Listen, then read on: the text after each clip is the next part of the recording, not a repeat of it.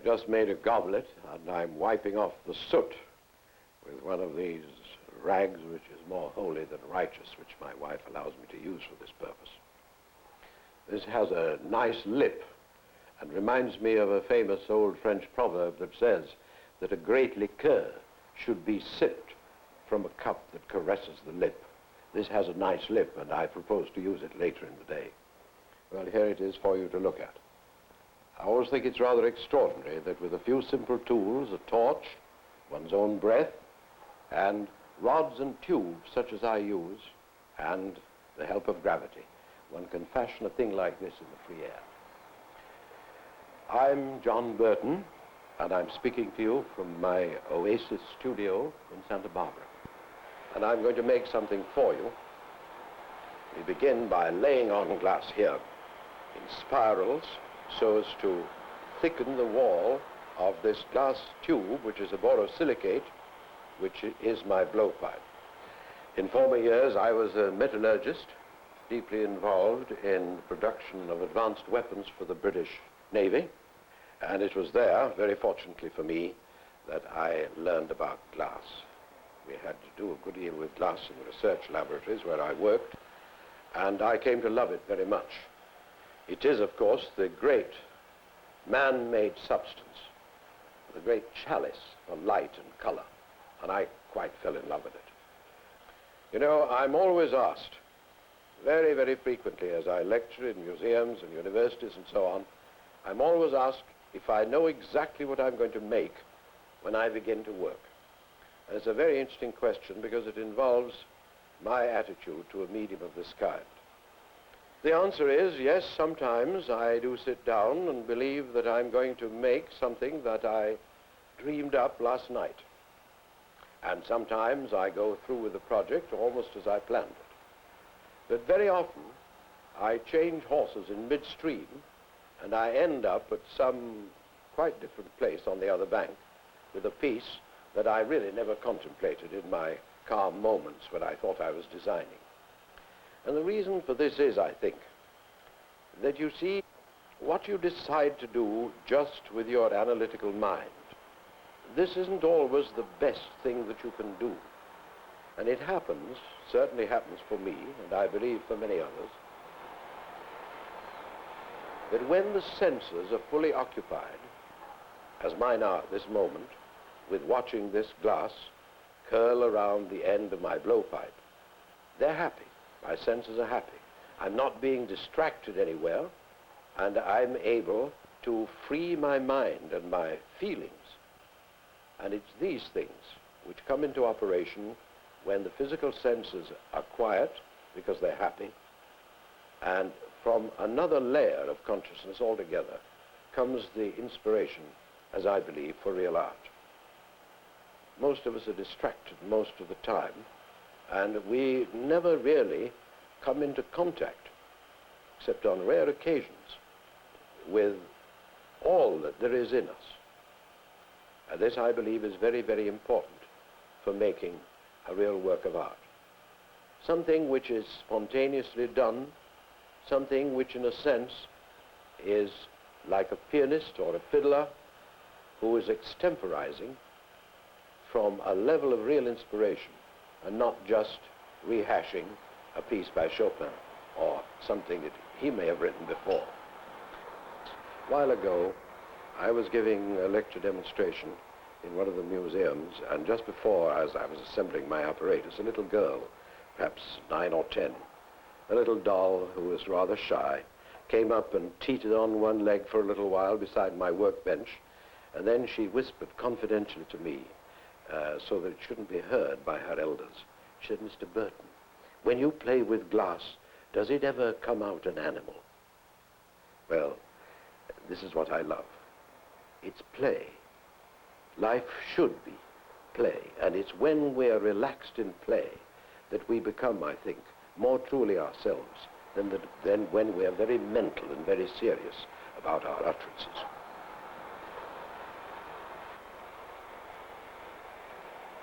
We live in a very funny world, a world which more and more is going to be dominated in its wide sweep by cybernation, by a fantastic technology which tends to make individual people into robots. They never originate anything in these factories. The designs that are made are not of their making, of their imagining. And to keep individuals strong and healthy and happy, some outlets have to be provided for people to originate and complete from beginning to end short-term projects of their own. Then they can tend machines in part of their time. And this art, which is new in the world, it is not a repetition of anything that's been before, is another offering to individuals to accept the challenge and experiment with audacity, without the inhibitions of feeling all the cants, all their little foibles and things which have gotten in the way of so many of their activities and spoiled them. I find I have to make a little extra cobalt blue, and I've placed a few grains of black oxide of cobalt into this tube, which is I'm holding between these two solid rods, and I'm trapping the black oxide of cobalt inside the tube. And this is a crude but very, very effective way of making up color without having to have an expensive furnace and crucibles and all the other things. So this is particularly adapted for people who want to work with the minimum expense in their own homes. Now the oxide is thoroughly trapped inside this tube, and it only remains for me to heat this it has to be very hot, and twirl it around in this fashion, sort of playing glass mud pies with it, until the oxide is thoroughly mixed with the glass, which I'm proceeding to do by turning it in this way. Now you see I've got the black oxide of cobalt evenly distributed in this lump of glass, and the chemical action's taken place, and I'm now going to turn it into snake thread glass, which I can use later on this piece that I'm making as a sort of paintbrush. All right, now we're ready, and here you see this becomes pulled out in a beautiful even thread.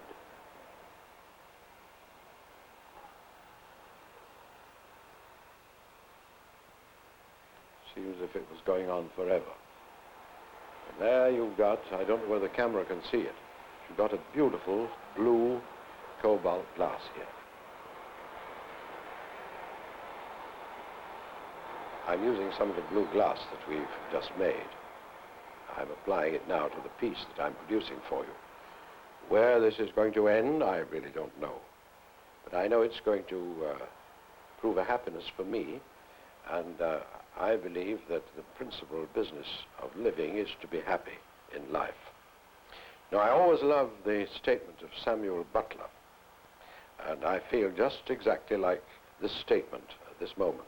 He said, life is really like playing a violin solo in public and learning the instrument as one goes along. This is the joy of it. The joy is to do something new. Give yourself free rein. You know, we're always told, we've been told for centuries, I suppose, that only a very small part of human nature, and not always the best part, has so far been liberated in our long evolution.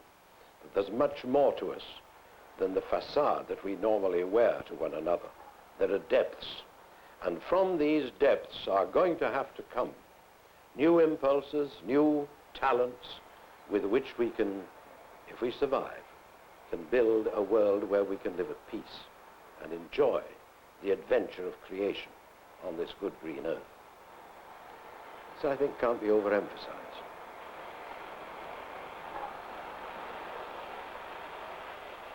It was Shakespeare who left us one out of innumerable very fine thoughts. He said, your thought, to be worth anything, must be clothed in action. It's not enough just to dream and to live in an ivory tower aloof from one's friends. One has to learn to try to translate even impossible dreams of human felicity, of beauty, into three-dimensional reality. In learning to be a strong, self-reliant individual, incapable of being propagandized, you suddenly discover that you are now a real free man in your own creative right. And that knowledge of creation that you've gained in this way teaches you how you can collaborate with your fellow men.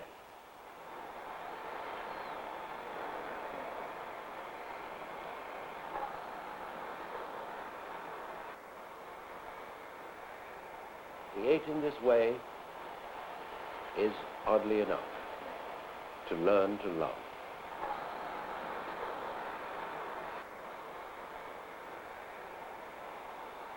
And when you learn to love and to create, you cannot help but contribute to the solution of the real problems of mankind and help to make a world where, at long last, we may possibly be able to live at peace. Well, there's the piece I've been making for you. Its destiny will be to become part of a rather complicated structure. It's taken a good many hours of very hot work to make this, which, with the magic of the camera, we've been able to condense into 10 minutes for you. Now I'd like to show you some other pieces in my big studio.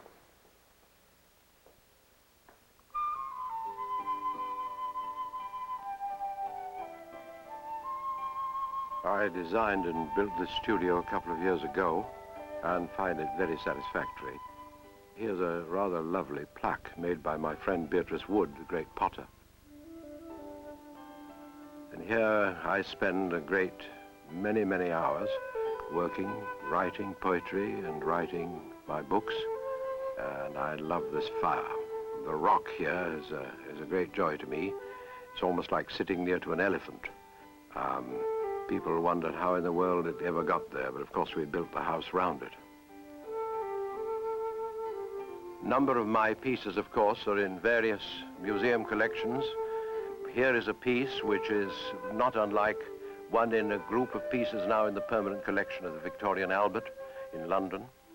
I have other pieces, of course, in the Corning Museum of Glass and the Musée du Verre in Liège, Belgium. This is where I do my writing, and I've just finished a book on my own unique methods in handling glass, and I also write my poetry there.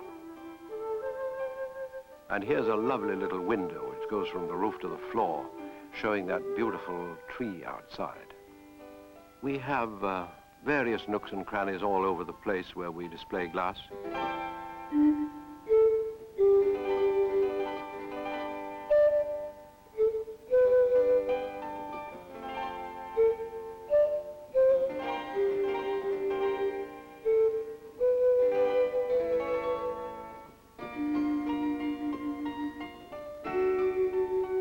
Of course, the bulk of my collection is kept in this fireproof vault, and these cubby holes are the brainwave of my wife.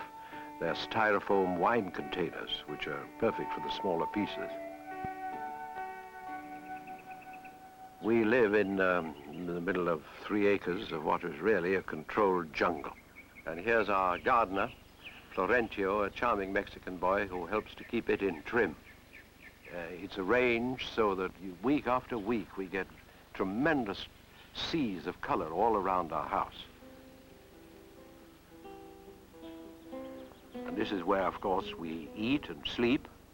A very charming cottage, handmade by a Norwegian and doweled throughout.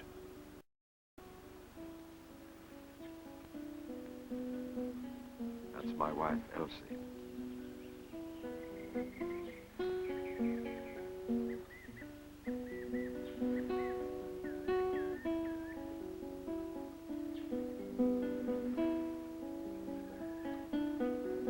Greeted inside the cottage with a nice replica of Millet's Sower.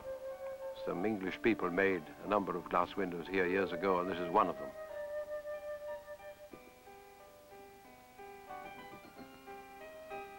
And here is an area that I love to spend time in. There's a marvelous stove, and I often bake cakes and Yorkshire parkin, and also iron my shirts, incidentally.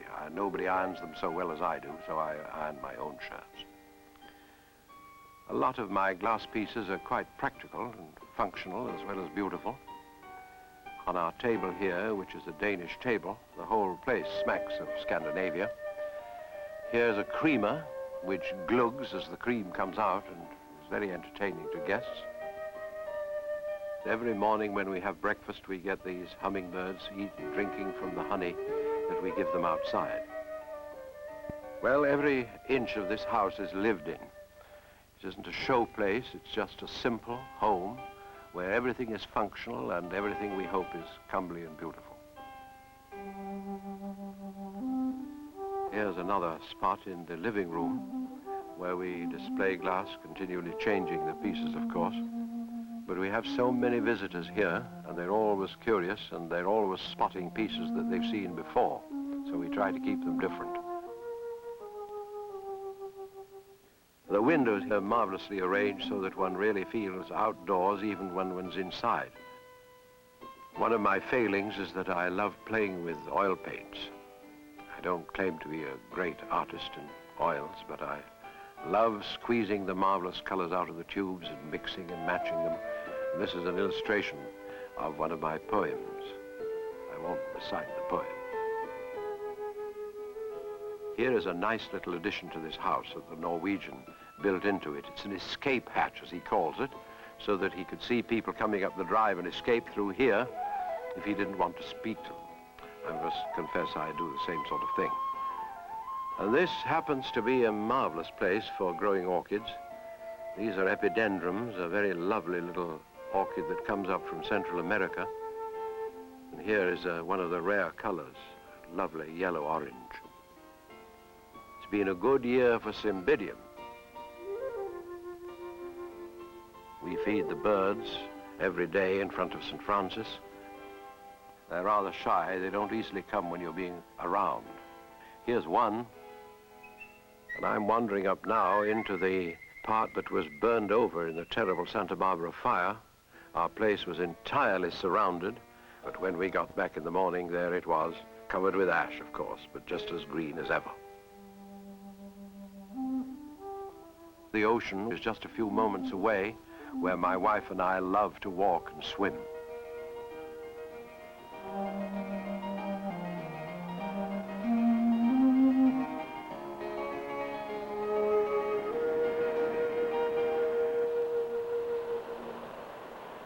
Elsie, we really must finish our color pictures of this beautiful breakwater. It's marvelous. Just look at these beautiful shades of ochre and yellow and this deep bronze. Looks somewhat like the patina that you put on your Egyptian pieces. It is. It's very much like it. That's one of the reasons I think I like it. Well, come on. Let's walk.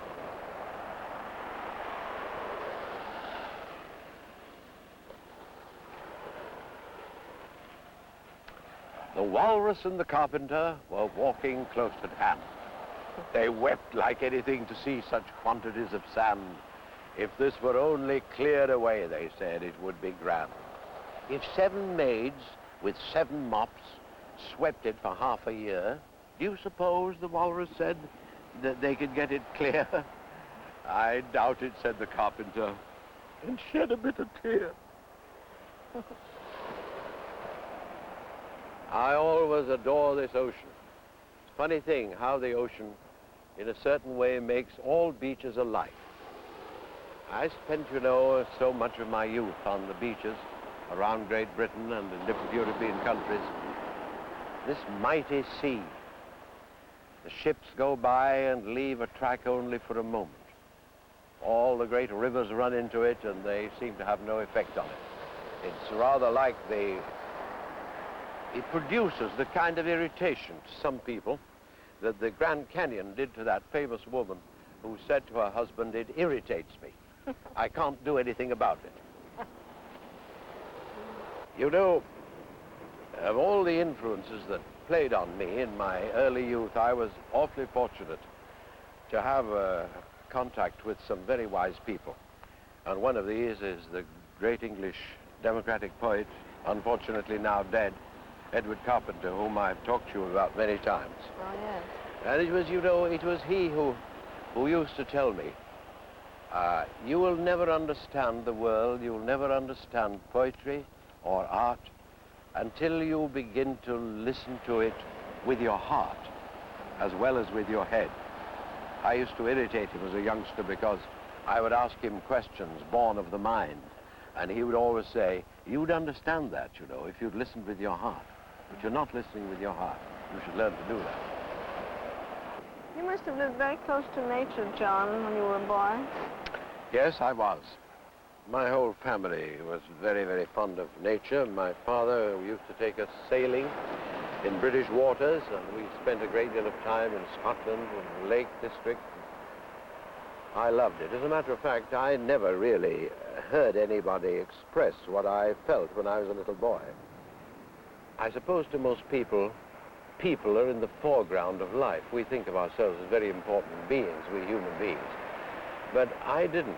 I felt that nature was the foreground, and that somehow or another, people were playing a far less important part on the stage of nature.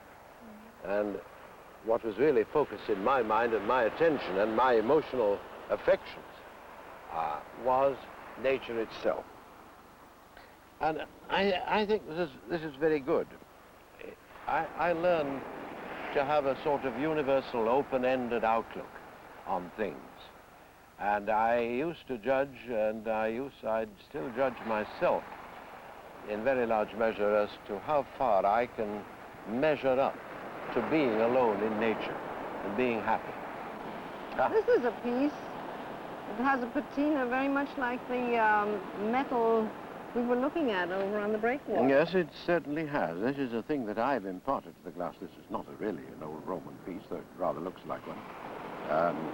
I've imparted by chemical means a patina to the surface of this, which compares rather favorably, fairly favorably, with the patina that comes as the result of the decay of the surface through 1,000 or more years. Mm-hmm. You know, this is a technique which is really a little hard to learn, and so far I haven't taught this technique to any of my pupils.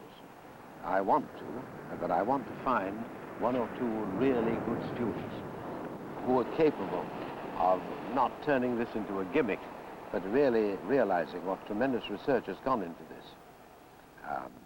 I'm very anxious, as you know. After all, I have gray hair. I'm very anxious indeed to impart to as many people as I can this new method.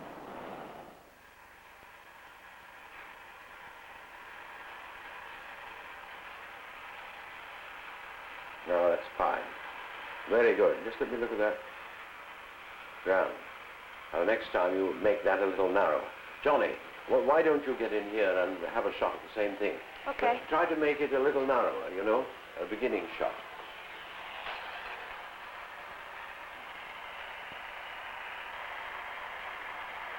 There's another way, of course, of making a narrow neck as you progress with the piece.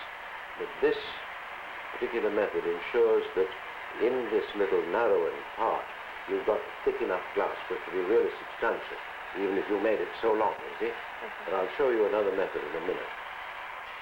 Just heat the extreme end, you see.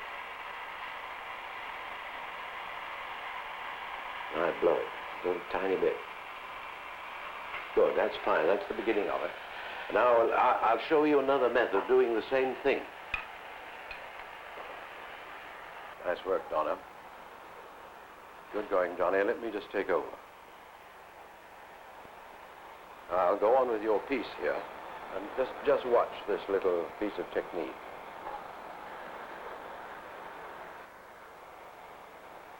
We're going to narrow this down very considerably. Marver it here.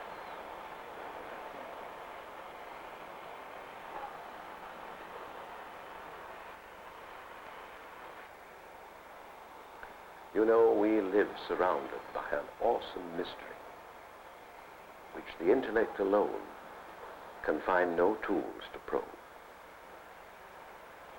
We almost fear to ask ourselves who we are, why we're here, what's the meaning of it all. And so it is that we try to forget our loneliness by plunging into the life and activity of crowds and movements, moments made up of others who, like ourselves, are lonely and confused. But you know, the comfort of walking with crowds who follow blindly the paths of tradition or some new worldly authority eventually fails us. And we are compelled at last to find our own way back through our own creative efforts to the only answers that there are. To borrow a beautiful line, how do you hold a moonbeam in your hands? The creative mood, when experienced, is elusive.